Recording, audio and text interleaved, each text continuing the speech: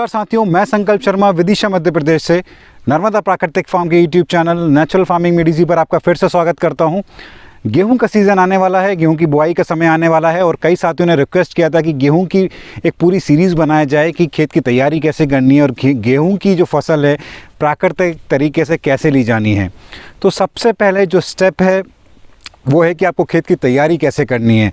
तो देखिए, आपको ऐसे खेत का चुनाव करना है जहां अगर कोशिश कर सके जहां आपने पिछले साल गेहूं ना लगाते हुए चना या मसूर जैसी कोई दलहनी फसलें या मटर जैसी आपने कोई दलहनी फसलें लगाई हों।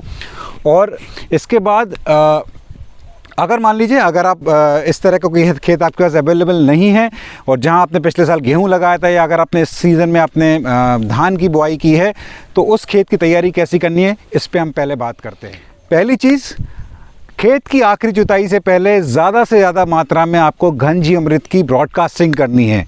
वो कितनी करनी है, वो ये इस पर निर्भर करेगा कि आप कितने साल से प्राकृतिक खेती कर रहे हैं। अगर ये आपका पहला साल है तो इस पहले साल में आपको कम से कम 1000 किलो से लेकर 2000 किलो तक घन जीवामृत की आपकी ब्रॉडकास्टिंग करनी है। 1 एकड़ का ये आपको डोज बता रहा हूँ। जब भी आप लास्ट जुताई करेंगे उस लास्ट जुताई से पहले आपको ये घन जीवामृत की ब्रॉडकास्टिंग करनी है। नंबर 2, इसमें आपको जो खेत की तैयारी करनी है, जब आप खेत की जुताई करते हैं तो खेत की जो मिट्टी है वो बिल्कुल धूल जैसी हो जानी चाहिए, बिल्कुल बारीक, क्योंकि गेहूं के खेत के लिए ये बहुत ही ज़रूरी है। एक इम्पॉर्टेंट पॉइंट है कि आपकी जो खेत की मिट्टी है वो बिल्कुल चूरा जैसी हो जानी चाहिए, क्योंकि जब इस तरह की मिट्टी रहती है तो गेहूँ का जो अंकुरण है वो काफ़ी अच्छा होता है और आगे जाके जो गेहूँ की ग्रोथ है वो काफ़ी अच्छी होती है। नंबर 3, आपको गेहूं के लिए बीज दर कितनी रखनी है। तो जनरली आप 1 एकड़ में 35 से 40 किलो आप बीज की बुआई कर सकते हैं।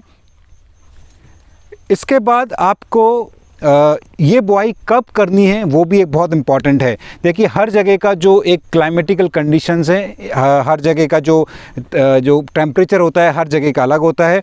मैं आपके विदिशा क्षेत्र में बता रहा हूँ, अगर मेरे को शरबती गेहूं की बुआई करनी है यानी C306 की, जो एक लंबी वैरायटी है, लंबी अवधि की एक फसल है, तो उसमें हम कोशिश करते हैं कि 15 अक्टूबर से लेकर 31 अक्टूबर तक उसकी बुआई हो जाए।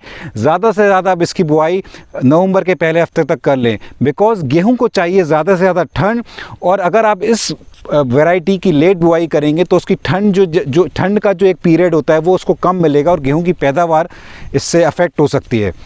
और अगर आप कोई ऐसी वैरायटी बोल रहे हैं जो थोड़ी सी कम दिन की है, यानी मान लीजिए करीब 120 से 135 दिन की है, तो उस केस में आपको नवंबर के पहले हफ्ते तक आपको बुआई कर लेनी चाहिए, ताकि उस गेहूं की फसल को ज़्यादा से ज़्यादा ठंड का जो एक टाइम है, जो पीरियड है, वो गेहूँ की फसल को मिलता रहे। इसके बाद बुआई से पहले आपको ये ध्यान रखना है कि गेहूं की जो बीज है उसका बीजामृत से उसका जो सीड ट्रीटमेंट है वो ज़रूर करें। ये एक बहुत ही इंपॉर्टेंट प्रोसेस है, क्योंकि आप जब बीजामृत से एक बीज का उपचार करते हैं तो जो मिट्टी जनित जो रोग होते हैं, जो मिट्टी जनित जो फफूंद होते हैं, उससे आपके बीज को एक प्रोटेक्शन मिल जाता है, एक लेयर आप उसमें चढ़ा देते हैं। तो बीजामृत से इसकी बुआई करना बिल्कुल ना भूलें। कई लोगों ने मुझसे पूछा था कि गेहूं की फसल में अंतर्वर्ती फसल कैसे लेनी है, क्योंकि मैंने इस पर पहले भी कई सारे वीडियोस बनाए थे जिसमें मैंने गेहूं के साथ चने की अंतर्वर्ती फसल ली थी। तो कई लोगों के मन में डाउट था कि उसमें हमको कैसे करना है। देखिए, अगर मान लीजिए आप सिर्फ 1 एकड़ या 2 एकड़ में ही गेहूँ की फसल कर रहे हैं तो मैं आपको एक तरीका बताऊँगा कि आपको किस तरह से 2 लाइन गेहूँ की और 1 लाइन चने की रखनी है। क्योंकि कई लोगों के मन में डाउट था कि गेहूं की फसल को पानी ज़्यादा चाहिए। जैसे मेरे यहाँ शरबती गेहूं में सिर्फ 1 पानी लगता है, यानी पलेवा के बाद मेरे को 1 ही पानी देना पड़ता है। तो मेरे को चना और गेहूं की फसल का जो पानी का जो मैनेजमेंट है उसमें मेरे को ज़्यादा प्रॉब्लम नहीं आती है।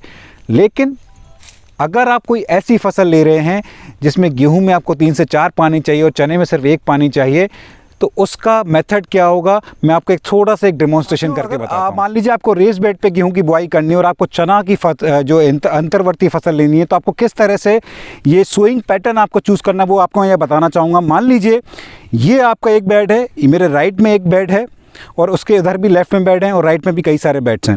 तो आपको क्या करना है, ये वाले बेड में और ये वाले बेड में दोनों में आपको गेहूँ बोना है।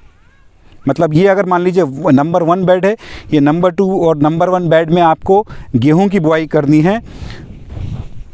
इस वाले बेड में जो नंबर 3 बेड है इसमें आपको चने की बुआई करनी है।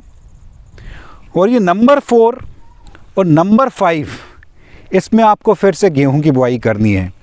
तो हमने क्या किया, 5 बेड अगर हमने चूज़ किए हैं तो पहले 2 बेड पे 1 और 2 पे हमने गेहूं की बुआई की, तीसरे बेड पे हमने चने की बुआई की, चौथे और 5वें पे हमने फिर से गेहूं की बुआई की, और फिर छठे बेड पे फिर से चना, और 7वें और 8वें पे फिर से 2 बेड पे गेहूं। अब पानी का मैनेजमेंट आपको कैसे करना है, शुरुआत में तो गेहूं और चने को समान पानी चाहिए, तो आप जब पहला पानी गेहूं को देंगे तो उसी समय आप पहला पानी आप चने को दे सकते हैं। तो आपको हर नालियों में आपको पानी देना है। कहीं कहीं चनों में 2 पानी भी लेते हैं तो दूसरा पानी भी आप इसी तरीके से दे सकते हैं।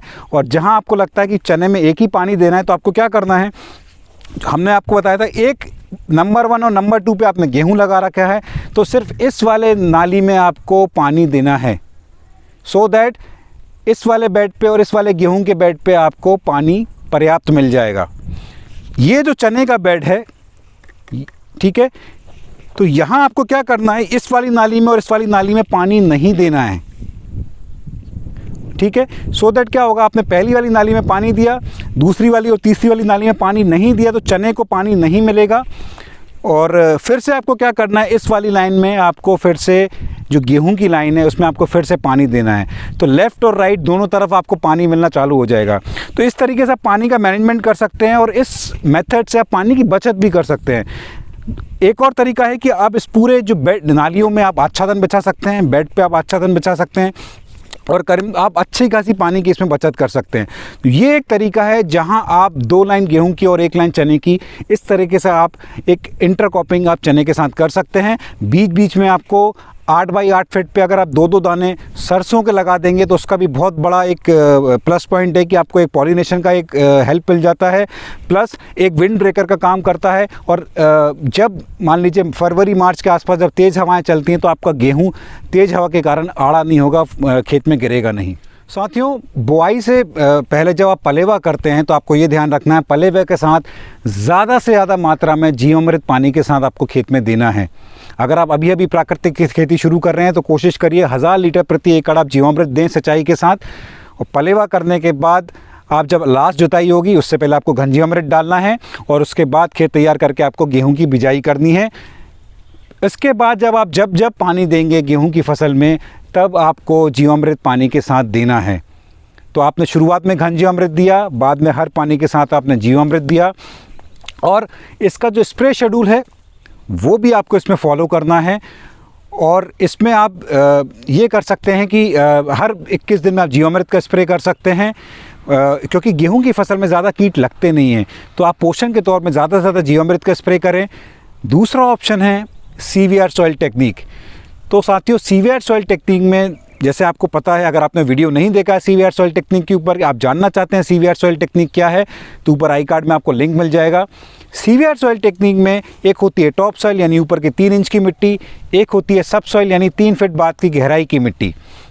तो ऐसी कोई भी फसल जैसे जो ग्रास फैमिली से बिलोंग करती हैं, घास वर्गीय जो फसल हैं, जैसे गेहूं है, धान है, मक्का है, ज्वार है, बाजरा है, इस तरह की जो फसलों पे आप टॉप सॉइल और सब सॉइल का मिला के स्प्रे करिए, बहुत अच्छा रिजल्ट आएगा। और अगर सब्जियों जैसी कोई फसल है या कोई दलहनी फसलें हैं तो उसमें आपको सिर्फ सब सॉइल का स्प्रे करना है। तो गेहूं की फसल में आपको 15 किलो टॉप सॉइल, 15 किलो आपको सब सॉइल, 200 लीटर पानी में आप घोलकर आप बराबर समय समय पर आप इसका स्प्रे करते रहें। एक और तरीका आप इसका है, खेत की तैयारी से पहले आप 100 किलो सब soil 50 kilo top soil, 50 kilo सब सॉइल में 5 लीटर कैस्टर ऑयल यानी अरंडी का तेल मिला के, जैसे हम घन जीवामृत की ब्रॉडकास्टिंग करते हैं उसी तरीके से इस मिट्टी को आपको 1 एकड़ में ब्रॉडकास्ट करना है और खेत की तैयारी से पहले ये मिट्टी को अच्छी तरीके से मिला देना है। तो ये कुछ ज़रूरी चीज़ें हैं जो आपको समय समय पर गेहूँ की फसलों में करनी है। और लास्ट जब आपकी गेहूं की फसल दूध वाली अवस्था में रहेगी, करीब फसल कटने के करीब 20-25 दिन पहले की, उस स्थिति में आपको या तो सप्त धान्य अंकुर अर्क का स्प्रे करना है। इसका भी एक मैंने वीडियो बनाया है, अगर ये सप्त धान्य अंकुर अर्क कैसे बनता है अगर आप जानना चाहते हैं तो ऊपर आई कार्ड में आपको लिंक मिल जाएगा। इसके अलावा आप खट्टी छाछ का भी एक स्प्रे कर सकते हैं ताकि आपकी गेहूं के दानों में एक वज़न बढ़े, उसकी एक चमक बढ़े। गेहूं की फसल से रिलेटेड, गेहूं की प्राकृतिक खेती में गेहूं की फसल से रिलेटेड अगर आपको अभी भी कोई डाउट्स हैं, अगर अभी भी आप कोई सवाल पूछना चाहते हैं तो कमेंट बॉक्स में ज़रूर बताइएगा। इसी नोट पे मैं आपसे विदा लेता हूं। बहुत बहुत धन्यवाद।